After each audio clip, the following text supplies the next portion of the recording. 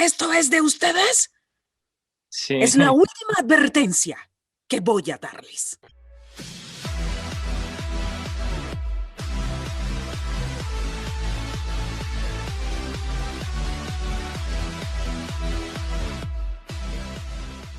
Buenas a todos. Hoy estamos con una invitada especial que es nada más y nada menos que la espléndida actriz de doblaje Irina Índigo, que también a la vez es cantautora. Y bueno, eh, es un honor tener a ella acá en nuestro canal. Y por favor, Irina, ¿puedes presentarte un poquito más para que te conozcan mejor? Muchas gracias, mi amor. Nicolás, un gusto estar aquí con ustedes. Un saludo para todos los seguidores de estos canales de Noti Marvel. Encantado de la vida estar aquí hablando con ustedes. Gracias por invitarme. No, y muchas gracias por aceptar. Bien, muy bien. Bueno, ahora vamos a explicar un poco la dinámica de esta entrevista, que voy a hacer un total de 15 preguntas y al final de estas 15 preguntas, Irina va a tener la oportunidad de hacerme 3 preguntas. Que bueno, esto siempre quiero dejarlo en claro de que es optativo, no quiero hacer que sientas que es una obligación. Las puedes hacer a las preguntas si quieres o no, si no, no hay ningún está todo perfectamente entendido. Claro que quiero. No me puedo Ah, perder esa oportunidad de que siempre me quieren hacer preguntas a mí. Tener yo la oportunidad de hacer preguntas a ustedes, por supuesto que quiero tomarla. Es más, ya ah, sé cuáles son mis preguntas. oh, uy, tengo miedo, pero bueno. Bien, bien, vamos por la primera pregunta de esta entrevista, que es, ¿a qué edad empezaste con el doblaje y cuál fue el primer personaje que interpretaste? Empecé a los 20, más o menos 20, 23 años. El primer personaje, pues bueno, siempre que se empieza en doblaje, se empieza con personajes de relleno, ¿no? Siempre se empieza con voz en off 18, mujer 24, niño 7, ¿no? O ambientes, ¿no? O estas grabaciones de ambientes donde nos Claro. metemos varios actores en una misma sala a hacer el fondo de voces que los murmullos que se oyen en tal o cual escena. Entonces, seguramente fue una ¿cómo se llama? Mujer 18, seguramente fue mi Ah, primer personaje, ¿no? O bien, niña 30. Pero claro. hablando del primer personaje importante, es un Sí, personaje en una serie, fue una serie australiana de la que nunca más supe, que se llamó Boomerang. boomerang. Y sí, y era una serie que incitaba, que promovía el paso turístico, ¿no? Era como una serie de promoción turística de Australia. Ah, Y se hacía desde Sydney y desde ahí, y era un grupo de niños, adolescentes, que mostraban el país, la ciudad del país. Y es una serie para mí inolvidable porque fue mi primer estelar, pero también fue inolvidable porque se trataba de hacer la voz de un ah, niño como de 14 años, algo así. En esa época, cuando yo empecé a hacer doblaje, no trabajaban niños como actores de doblaje, sino que éramos las mujeres las que hacíamos voces de niños. ah, Entonces, me tocó hacer la voz de ese niño y me pidieron, quien lo dirigía, que lo hiciera más ronquito como se escuchaba, ¿no? Entonces, sí, es una voz como así, estamos aquí, ¿no? Como una especie de voz así. Estamos aquí y le claro. queremos presentar a todos ustedes las hermosas maravillas de Australia, ¿no? Era como una cosa así. Entonces, en el intento de hacerlo más ronquito, me hice un daño. Me enfermé, es la única vez en la vida que me he enfermado en serio de las cuerdas vocales. Gracias a Dios, nunca más me volvió a pasar. Ya supe y ya sé cómo cuidarlas de otra manera y sé que cuando no lo sabes hacer, cuando no sabes hacer ciertas caracterizaciones, pues es mejor que no las hagas. Pero Mm, como era mi primer personaje importante que me daban, pues yo me esforcé en hacerlo y de repente claro. me empezó a doler, me empezó a fastidiar y y tuve ahí mi diagnóstico en las cuerdas vocales, que un foniatra me tuvo que poner un tratamiento que también ha sido uno de los tratamientos más horribles que me han puesto en mi vida porque fue no hables en un mes. Y yo, no, Difícil, cualquier no. cosa, pero eso no. Y sí, pues tuve que hacer un reposo de no hablar. No creo que fue un mes, pero sí fueron como por lo menos 15 días de Uf, no hablar, porque muchísimo. no nada más me dedicaba ya a esto de estar haciendo doblaje, estaba empezando, estaba tomando oportunidades en todos lados, sino que también ya había comenzado a cantar y además siempre he sido muy habladora, entonces para mí fue así como el castigo mayor. Vamos con la segunda pregunta y dice, ¿a qué edad decidiste aprender lo referido a la música? Comencé a aprenderlo a los 10 años, que entré a una compañía de teatro Ajá. musical y entonces empecé ahí a aprender sobre actuación y sobre música, sobre canto, pero formalmente me metí a los 18 años en una escuela de música en Caracas a estudiar la carrera de música. A Ah, los 18 años buenísimo, empecé. Ujú. buenísimo. Yo la verdad, bueno, para los que no saben, bueno, ya lo dije al principio, pero Irina es cantautora y yo la verdad estoy empezando también en ese mundo ¡Ay, qué de los bueno! instrumentos. De hecho, tengo un órgano. Traté también muchas veces de aprender a tocar la guitarra y déjenme decir que es muy difícil lo que hace esta mujer porque yo estuve mucho Cantar y tiempo, tocar al mismo tiempo. exactamente, exactamente, porque lo que te puedo decir, aprender las guitarras con, o sea, la digitación de uno o las cosas que nosotros vamos practicando como los punteos, acordes y todo eso, no es nada, pero nada comparado a coordinar el canto con lo que tocamos. Es muy Bueno, pero te difícil. digo una cosa, Nicolás, ¿sabes qué? Como todo es cuestión de práctica. Y qué bueno que tocas el tema de los instrumentos, porque Sí, déjenme decirles a todos los que están viendo esto que de verdad estudiar un instrumento es algo que te abre así como un montón de ventanas en el sí, cerebro, ¿sabes? Y que te hace sentir muy bien, porque nuestro organismo tiene una memoria motriz, ¿no? Y te sí. das cuenta que, ay, que ahorita te cuesta y no te sale, pero si tú lo vuelves a practicar mañana, vas a ver que ya no te cuesta tanto. Y si lo vuelves a practicar, ya verás que no te cuesta tanto. Y eso es muy satisfactorio, darte cuenta cómo se va integrando en ti, en tu sistema motriz, ciertas memorias de pisadas, de coordinación. Entonces, eso a mí me parece una recomendación que se lo doy a quieras o no dedicarte a la música, quieras hacer, pero a todo el mundo le recomiendo, estés en el momento de tu vida en que estés, tengas la edad que tengas, aprende un instrumento, comienza a Sí, aprender un instrumento, porque exactamente. te da esa felicidad de cuando sientes cómo tu cuerpo va respondiendo a esa memoria motriz que te digo, y te alimenta el alma, porque la música alimenta el alma, y por Sí, otro lado, sí te abre como unos caminitos distintos nuevos en el cerebro, ¿no? Entonces todo claro. eso es muy, te hace sentir bien contigo. Así que no te Es- preocupes, ¿eh? No es tan difícil, es un asunto de práctica nada más. Cuando menos te lo imagines, vas a poder estar haciendo esa coordinación y de repente vas a decir, Laila, Laila, ay, pude. Ahora vamos con la pregunta número 3, y es que, bueno, yo sé de que tienes álbumes musicales y, bueno, quiero que me digas cómo se llaman y qué es lo que te motivó a hacerlo, porque me imagino que te motivó algo, quizás te inspiraste en alguien o en algo. Por favor, explícanos un poquito para que lo sepamos. Bueno, creo que la motivación, voy a empezar por el final de tu pregunta. La motivación, la Sí, inspiración es una motivación que yo también le sugiero a todos que tengan, que encuentren dentro de sí mismos. La motivación de crear algo que no existe, de crear algo nuevo. Este programa, Noti Marvel, este canal, no existía antes, ¿no? Y de claro, repente por una idea tuya, ¿no? Comienzas a generarlo primero como idea y luego lo aterrizas en la realidad y comienzas a dar los pasos para hacerlo real, ¿no? Y entonces claro. hoy en día es un proyecto sólido y hoy en día, ¿no? Entonces se siente muy bien, es muy satisfactorio también, al igual que saber de que darte cuenta cómo tu cuerpo responde automáticamente al aprendizaje, ¿no? A la práctica. Es Sí, muy satisfactorio también crear algo, generar algo desde cero que no existe. Te das cuenta que eres tú el creador de eso.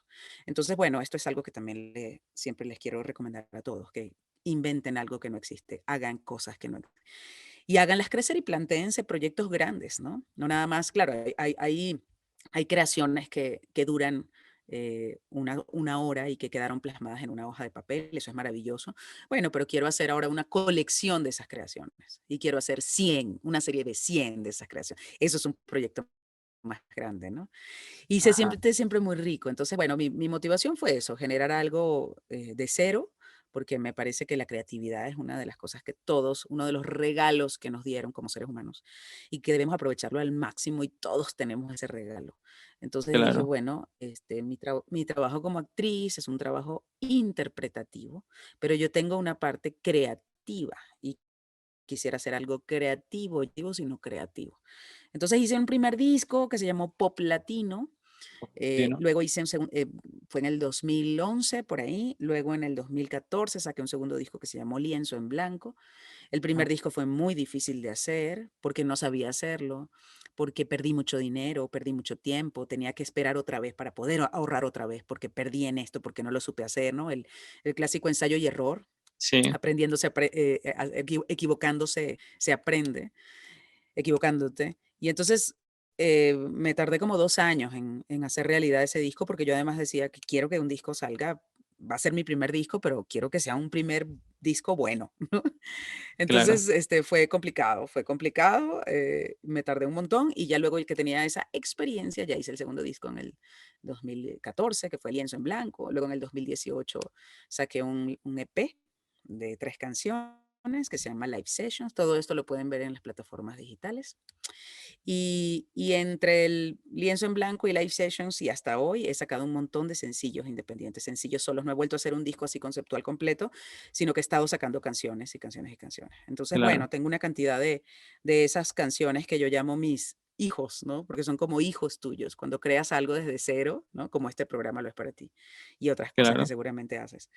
Sí, de cero, y entonces ahora vamos a darle forma y ahora vamos a ponerlo así y ahora sale al público, ¿no? Sale a la audiencia a que se conecte con corazones, a que la gente opine, a que la gente se sienta acompañado con esa canción. Es muy hermoso. Pero sí, más o menos ese es el resumen de...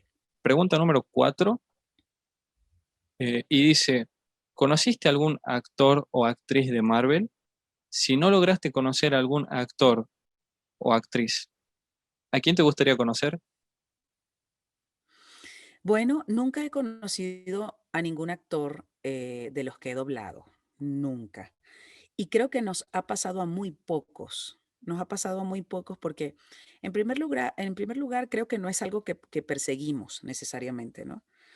Eh, y en segundo lugar, algo de temor hay en conocerlo. Claro, Lo de temor que puede haber es que, pues nosotros hacemos un trabajo que lo hacemos lo más profesional posible, pero he dicho muchas veces esto, no es un trabajo que conlleva una preparación tan profunda y tan larga como la que tienen los actores que hacen las películas, ¿no? claro, Yo te aseguro que Elizabeth Olsen, para poder interpretar la Bruja Escarlata, estuvo en la primera película, pues estuvo trabajando actoralmente su personaje durante quién sabe cuántos meses, con un maestro de actuación, ¿no? Con alguien que la coacheaba, con una cantidad de cosas. Entonces, nosotros venimos con nuestra experiencia simplemente a sentarnos frente a un atril, a ensayar una escena, a entender el contexto, ¡pum! Y a ponerle la voz en otro idioma encima. Entonces a mí se me hace claro, así como, ay, lo voy a tratar de hacer lo mejor posible, pero por supuesto, nunca lo voy a poder hacer tan bien como el actor original porque él se preparó para esto, ¿no? Pero ni modo, es el oficio que hace posible que estos programas se puedan vender y puedan ser vistos en toda Latinoamérica, ¿no? claro. Y bueno, y si tuviéramos los actores de doblaje una preparación también así de 6 meses para entrar en el personaje y todo esto, pues creo que no sería, se les caería el negocio, ¿no? A las Claro. productoras y a todo este equipo de gente y de compañías que hace la venta. Entonces, realmente, eh, ni me ha pasado, ni he soñado nunca con, con conocerlo, porque le tengo como cierta así, siento como cierta culpa, ¿sabes? De venir y de poner mi voz encima de lo que un trabajo actoral de un actor le costó meses, ¿no? Entonces Claro. no tengo ningún sueño de conocer a nadie. No, Me he pero imaginado que si yo, por ejemplo, en alguna circunstancia de la vida me llego a encontrar a Elizabeth Olsen en algún evento o algo así, yo creo que yo salgo corriendo y me encierro en el baño. porque sí. Oye, que ella es la que hace tu voz y no les digan, no les digan, no. No, pero Sinceramente, mira. bien. Vamos por la pregunta número 5, que dice, ¿qué significa la música para vos? Como te decía hace un rato, la música significa mi camino creativo. Entonces significa eh, la mayor de las motivaciones porque es la huella que uno deja, ¿no? Como te decía Claro, hace un rato, eso que no existe y que tú haces que exista, es algo que te representa a ti y que se puede conectar con los corazones de muchas personas. Entonces, Me motiva muchísimo y significa pues toda esa realización mía como artista, significa esa identificación que pueda tener una persona con una canción que yo haga, pues para mí es el mayor de los regalos. Es como mi top de satisfacción, la verdad. Mi top de satisfacción, Claro, porque estas cosas pasan, el doblaje. O sea, he tenido picos de moda de personajes y baja, ¿no? Parece Wanda Maximoff, parece un pico fuerte y parece un pico que se va a mantener un buen rato, que ya tiene un rato, ¿no? sí, Desde las películas. Pero bajan, pasan, porque vienen nuevos superhéroes, porque vienen nuevas producciones. Entonces, y son trabajos de reinterpretación, ¿no? La interpretación de lo que ya una actriz hizo en su idioma original. En cambio, la creación, lo que tú haces por ti mismo, eh, pues no pasa, ¿no? Se queda en el corazón de mucha gente, ¿no? Y te sigues claro. superando y te sigues autosuperando. Entonces, eso significa pues un montón de cosas, la mayor de los retos como artista y la mayor de las satisfacciones también. Bueno, y así ahora vamos a la sexta pregunta para Irina. Y quiero que me digas, ¿puede ser que Wanda Maximoff inició, eh, puede ser que Wanda Maximoff a inicio de WandaVision no tenía su acento? Si es así, ¿hay una explicación? Claro, claro que sí. Sabes que sí. Todos saben que no tenía su acento y que el Sí, momento en el que tiene su acento es el momento en el que ella sale del Hex y habla sí, con la policía y dicen, ¿esto es de ustedes? sí. Es la última advertencia que voy a darles. Ay, Dios, Sí, claro. me hiciste poner la piel de gallina. Ya sé, pero yo estaba desesperada porque saliera ese capítulo para que se tranquilizaran todos los fans de que Sí, iba a volver su acento ruso y había una explicación por la cual no existía, ¿no? Y la claro, explicación era esa, que ella estaba creando un mundo fuera de la realidad o estaba creando su propia realidad y en esa propia realidad ella quiso estar en una especie de programa de televisión cómico de los años 50 y luego sí, quiso estar en la de los años 60 y luego y entonces digamos que si tú creas una realidad completamente fantasiosa basada en lo que tú quieras y si tienes el poder de hacerlo parecer cualquier década de la historia o cualquier tipo de programa, pues también pueden no existir los acentos. Ha podido ser no nada más un acento neutro, sino ha podido hablar en otro, en francés, ¿sabes? claro. Y no entender ninguno de nosotros la serie porque todos los primeros capítulos fueran en francés. Sí, claro. Entonces, como ella crea esta realidad, pues ella es un personaje como ella quiere serlo y y no es esa agente, esa bruja escarlata, sino que ahí es una esposa y madre, ¿no? Claro, ah, buenísimo, buenísimo. Entonces, yo pensaba que había algo más detrás de producción y eso, pero sí, o sea, la explicación está, Lo que hay de más en producción con relación a lo del acento es que en Estados Unidos, en las películas, ella perdió el acento antes. O sea, ella dejó de tener claro, ese acento socoviano desde la segunda o la tercera película, no me acuerdo.